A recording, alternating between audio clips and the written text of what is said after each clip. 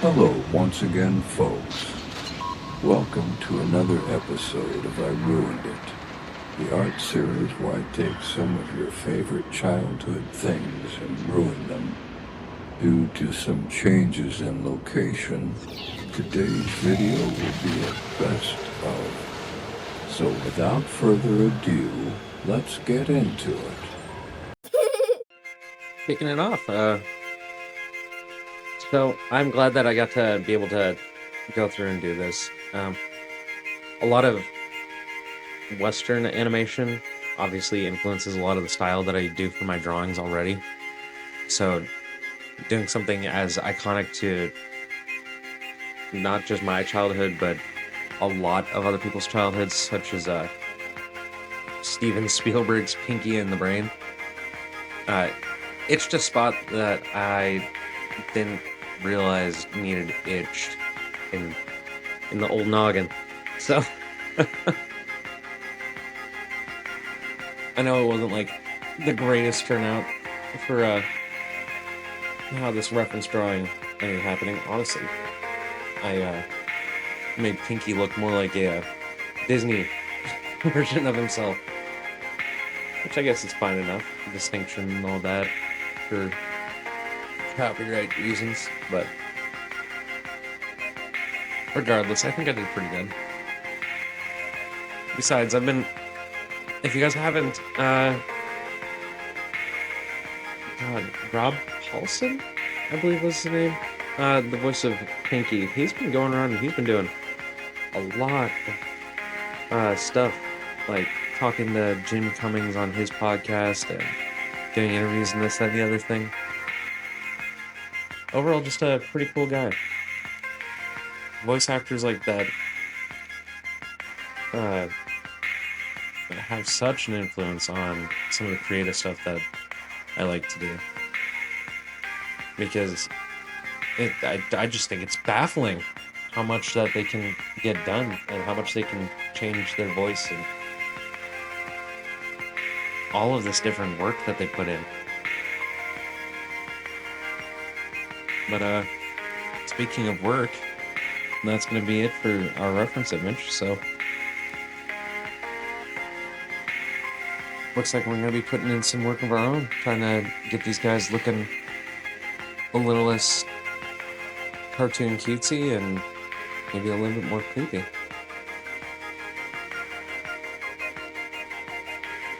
Oh my, why did I make this linger for so long?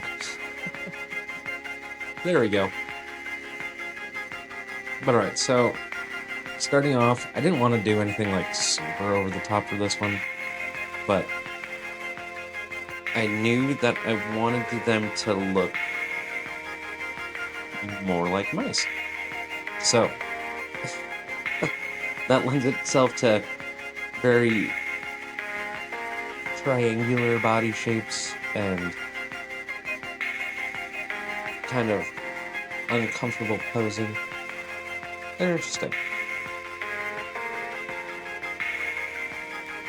But yeah, right now I'm working on Pinky. They're not going to be super distinct until I get the eyes colored in, but that's why he's all stood upright and he's got his hands kind of reaching for the heavens.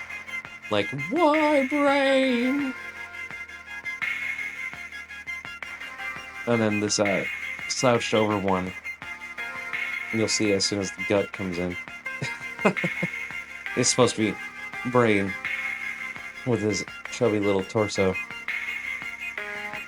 But I went through and I still tried to give Pinky a little bit more of that goofy, misaligned, toothy smile. Brain here is supposed to be still looking a little teased, if you will. Trying to keep that kind of sharp point on the tip of the tail to help distinguish them apart. Brain keeping in more of a laxed pose, as if he's just kind of focused on whatever's going on at hand. But then from here, we go on and color. Now, again, luckily enough, Western animation likes to use a lot of flat colors, and especially for the era that this came out in, it probably would have been a cost-saving measure for having a short cartoon like Pinky and the Brain going on to have just had those 4 pieces of color on the characters themselves, between saving time and saving resources, because they could just paint the entire bodies in with their base white and then go through with their little bit of color that they did need. But now here, rather than keep them the traditional cartoon all white, every white mouse that I've ever owned, speaking of that, yes, I have owned mice at plenty of different points in my life. Cute little creatures. But anyway, I digress. Every mouse that I've ever owned that has had like a white coat of fur, and if you're a small rodent owner where their fur is white, you'll completely understand this. They always end up getting just slightly yellow after about 30 minutes, and it's because they run through their bedding, and oh, those things, so gross. Love them to death, but so gross. So that's why I chose that kind of like off-white, yellowish color. But as we're moving on here, we're going to be getting into the background. I wanted to stick to that kind of minimalistically painted cage design that shows up at the beginning of every episode and end of every episode for these guys running around. So we're just going to do a quick backdrop with the cage wall and a night sky type of motif. I'm going to go through, clean up some of these colors that I didn't realize had bled over or didn't fill enough. And then we're going to blur these stars in the sky before going through and adding some nondescript skyscrapers and buildings in the background as well. Since they were in like an industrial park, so to speak, or like metropolitan area, being laboratory mice, it could have honestly been so much worse for the detail that they put in. But again, cost-saving measures for animation at the time. You would paint this pretty basic backdrop and you would reuse it for all of shots. Here you'll see that I'm starting to do the masking for the overhead light, and then I realized that I needed to change the layers up a little bit. So I went through, flashed my main Pinky and the Brain here up to kind of see how they looked against the backdrop. Pop in our creative guys. And then we're going to go in and mask the shadows for where the light would not be hitting them inside the cage. Mask off our darker shadows around their bodies. Kind of trying to keep with the flow of like real world anatomy. So the edges of the lips, under the arms, underneath the jawline is usually a pretty big one.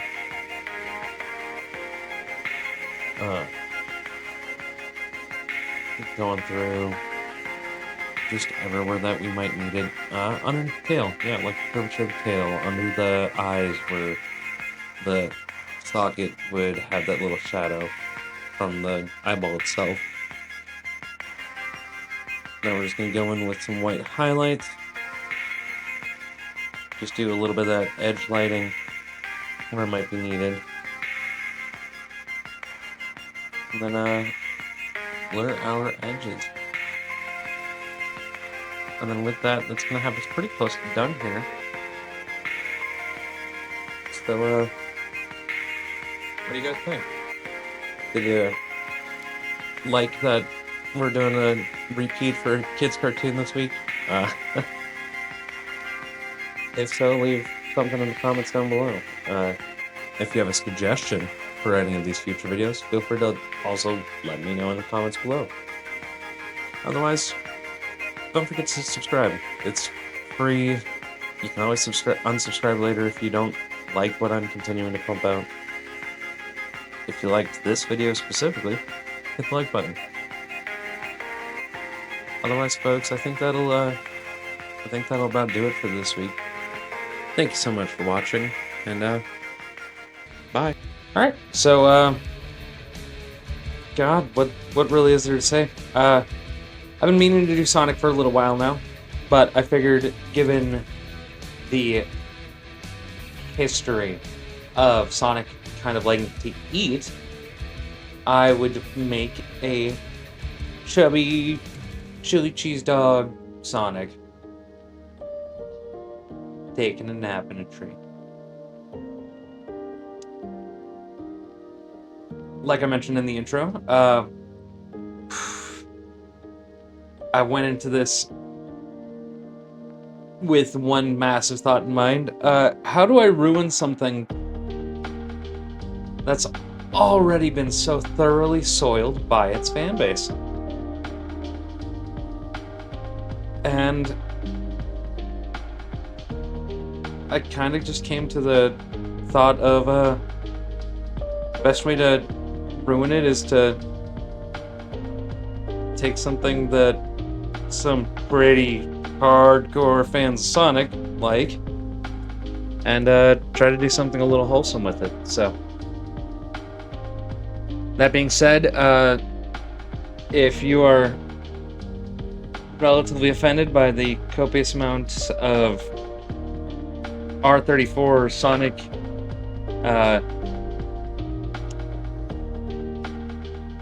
let's say enlarging, this video is probably not for you, and right now is probably the best time to click off if that's the case, while I'm sitting here kind of just trying to get this leg shape sorted out. Not because it's inherently graphic or anything like that, just trust and believe, I understand. It's not for everybody. It's not even for me. I just figured, you eat that many chili dogs, you're probably gonna have a bit of a belly on you. And since this is Cartoon Character Boy, we can get a little extra spicy with it and be a little excessive, if you will.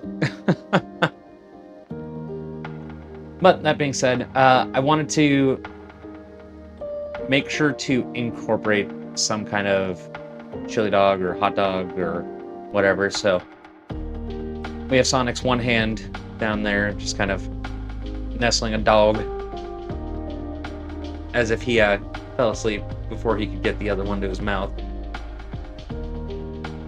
We're working on the shoe right now, getting that little side buckle with the strap that goes over top of it, giving him the sole, going through and making a decision.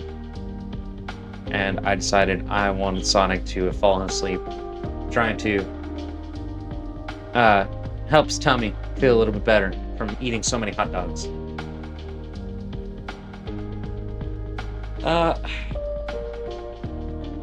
At this stage, I had been thinking that maybe I wanted to make like the edges of his mouth look dirty or something like that, but I ultimately, as you'll end up seeing, decided against it. I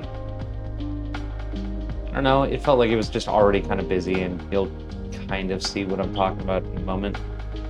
So we just figure, like, if this were from an episode of Sonic X, which interestingly enough is where my reference image is from, this would have been post-commercial, like, Sonic already did the whole I'm eating, I'm messy type of thing, and after the commercial, this is him taking a nap before some big thing happens.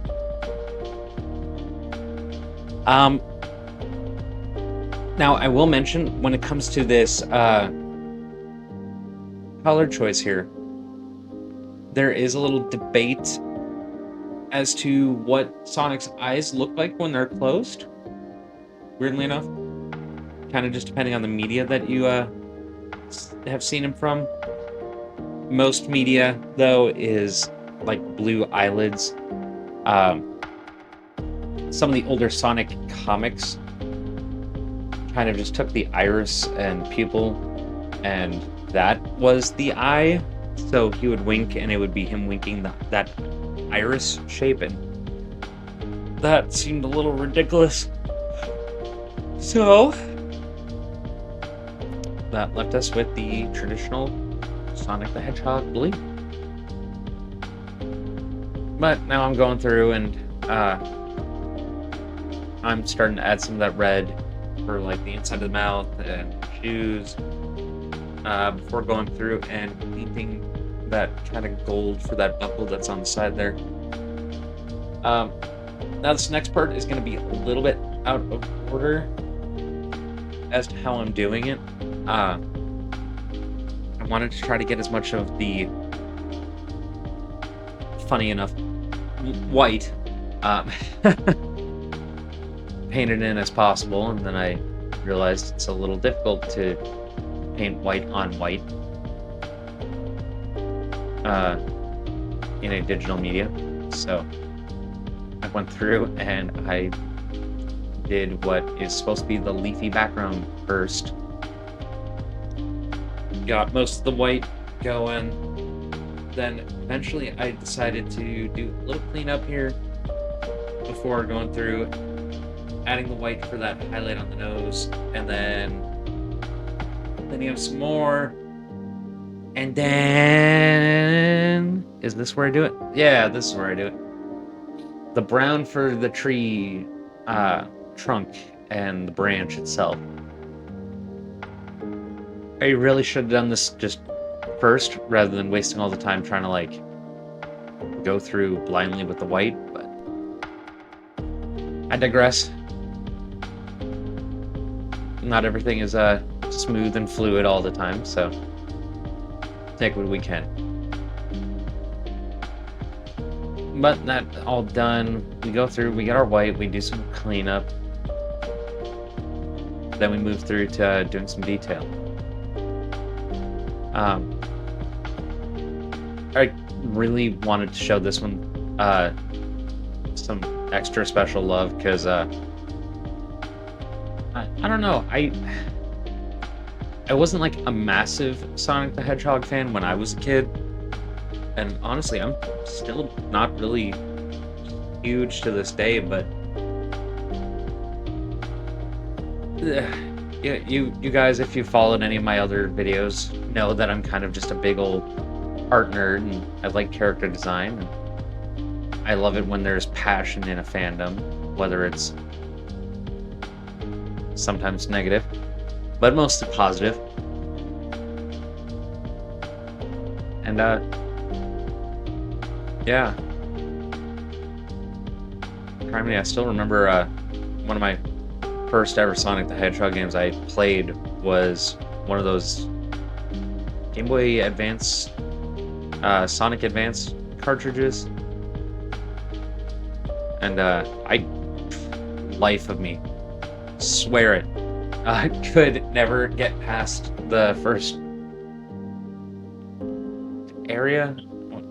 I think I could, yeah, I just couldn't get past the Robotnik Eggman boss, so I don't know,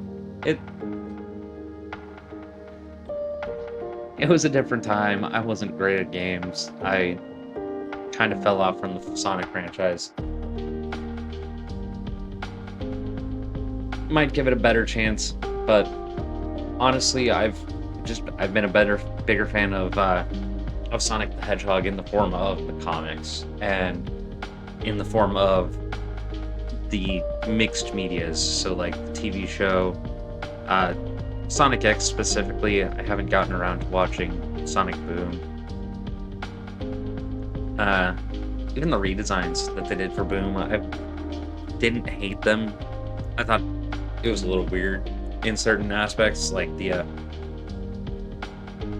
reverse candy corn Knuckles was a little out there for me, but overall, not too bad. Just because I've kind of made it an obligation at this point, we're going through and doing the color block shading. So here you go, folks. That wonderful thing I do where I mask off the area, blacken pretty much everything out, and then then I just drop the opacity and blur the edges.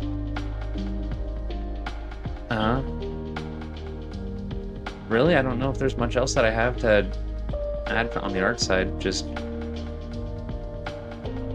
I'm glad I went through and did this because, like I mentioned, I wasn't a Sonic gamer. I was a Sonic TV show and comic fan, and because of drawing Sonic from the comics, it helped me build connections with friends growing up.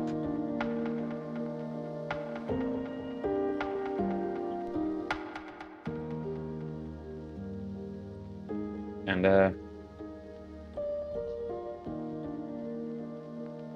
yeah, there's just something really nice about that. It was a weirdly influential part of my life.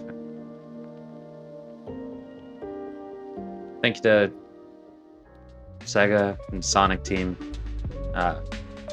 for the multiple decades of such an iconic character. But otherwise, folks, with that, that's going to do it for this week's video. Thank you all so much for watching.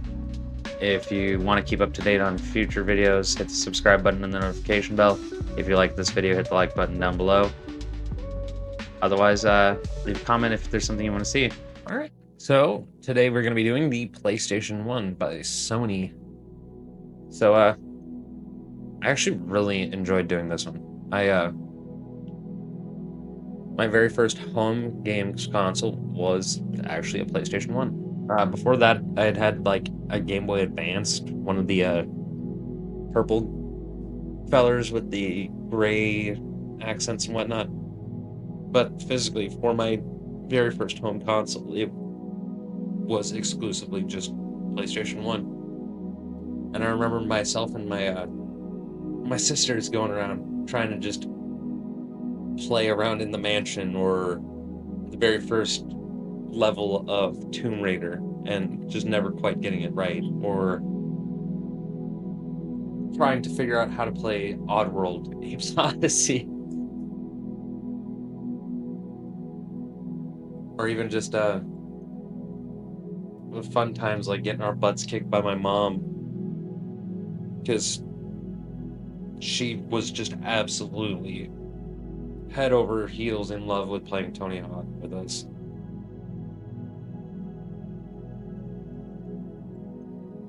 Honestly, I miss those days. Not as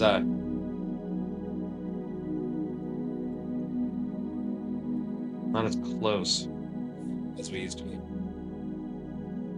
Might need to get a PlayStation again.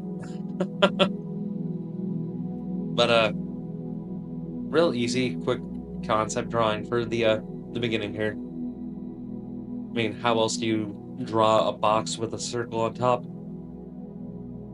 But we are going to do something a little bit different this time. We're going to actually preemptively get our color palette. I know, insanity.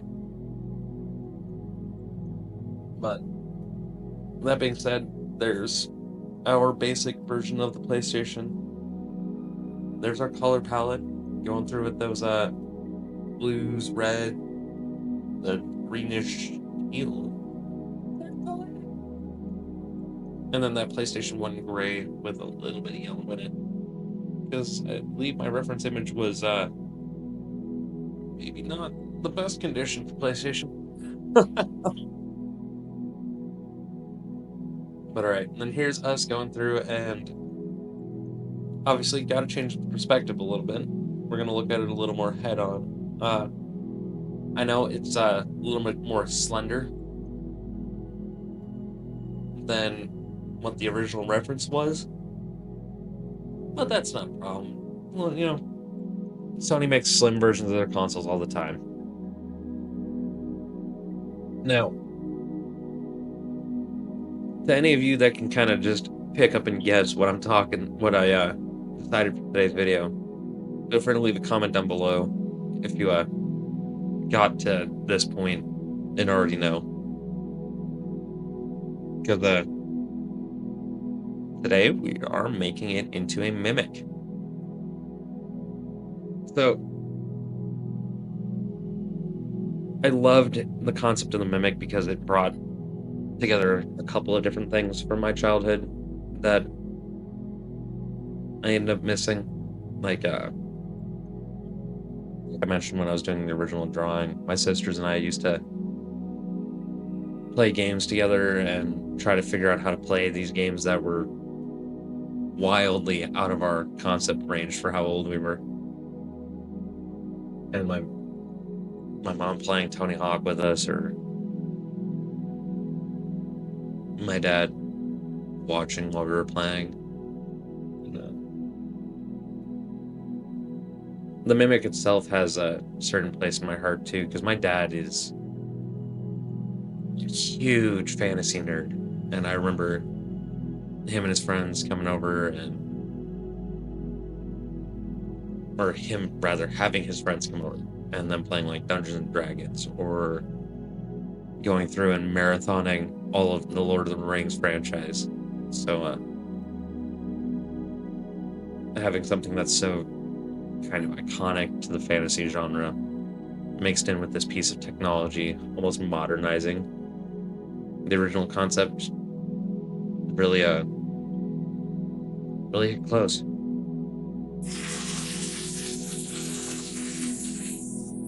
But yeah, I suppose I should maybe talk about this funky tongue coloring while we're still on it. So I decided I wanted the underside of the tongue to kind of have that hint for the original PlayStation logo, how it has for the S below it, and that gradient between that goldenrod, the green, and then the blue, and then that green and blue kind of matching on the buttons, and then going with that iconic PlayStation red for the top of the tongue, kind of just outright mimicking the logo that would normally be on top of the lid for the disk drive. And then now we're going to go in and give it our colors, you know, pretty well basic. I mean, it's gray, like,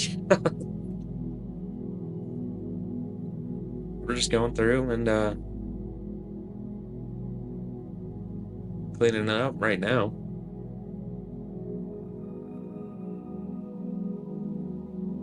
Checking our line work, making sure everything's merged down. Cleaning off our palette from the corner there. Before we go through and draw our set. So for the background, I kind of wanted to keep it relatively modern, but not too modern. Almost like it's someone's at-home retro gaming setup. So it's going to be a lot of like harsh straight lines and angles. Back there in the corner, I'm just reusing that gray from the PlayStation to make a CRT setup. Obviously, keep the screen off, but don't need to have none of that flickering and burning. But then we're going to do just kind of a really basic beige tabletop that they're both resting on. I probably could have, if I would have thought about it, put in some kind of cables running between the PlayStation and the TV. Maybe like cables running off for the controllers, but I'm not thinking about it that hard. And then we just kind of finish off the background with some of that wood paneling. Now for one of my favorite parts, the masking. So I wanted it to have kind of this like not quite fully forward glow look for the shadows, but not fully above it either. So just kind of a lighter shadow under the disc tray to show that it's still kind of hovering over top there. The shadowing around the base of the tongue, because at the bottom, more shadowing at the top of the tongue that we get to eventually. The bottoms of the teeth, where they're naturally just going to be hiding in the shadows. Around the buttons, so the sharper angles around the tongue and the underside of the console. Some more of the interior of this tray before cleaning up our lines around and giving those edges a blur to kind of soften them up a little bit.